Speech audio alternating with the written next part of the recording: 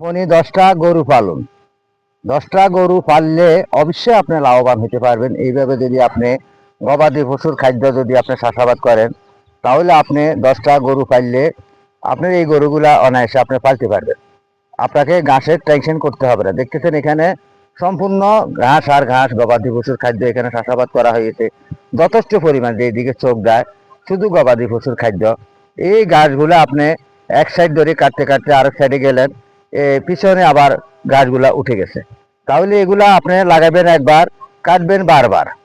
এইভাবে যদি আপনি ঘাসের চাষাবাদ করেন, তাহলে কিন্তু আপনার অনায়াসে আপনার গরু পালতে পারবেন। কিংবা আপনি ছাগল ভেড়াকেও আপনি এই ঘাস কেটে কেটে খাওয়াতে পারতেছেন। আপনার গরু অনায়াসে বলিষ্ঠ হয়ে যাবে। কিংবা আপনি যদি গাভী গরু পালন করেন, গাভী গরু যথেষ্ট পরিমাণ দুধ দিবে। তাহলে আপনি এই বিচি এবং কি বেসনগুলো আপনি কোথায় পাবেন? আপনি যেখানে এই কীটনাশক বিক্রি করে, কিংবা যেখানে সার ফাঁস বিক্রি করে ডিলার আছে, কিংবা বেসন বিক্রি করে, সেখানে আপনি খোঁজ নিলে অবশ্যই পেয়ে যাবেন ঘাসের বেসন। ঘাসের বেসন এনে আপনি এখানে 10 কাঠা জমিনে যদি আপনি চাষাবাদ করেন, যথেষ্ট পরিমাণ চাষাবাদ হবে। আপনি এখান থেকে গরু অনায়াসে পালতে পারবেন। তাই প্রিয় বন্ধু, আপনাদেরকে বলি, আপনারা ঘরে বসে না থেকে আপনি 10টা গরু দিয়ে শুরু করেন। 10টার টাকা না থাকলে আপনি 2টা দিয়ে শুরু করেন। 2টা থেকে 3টে হবে, 3টা থেকে 4টে হবে।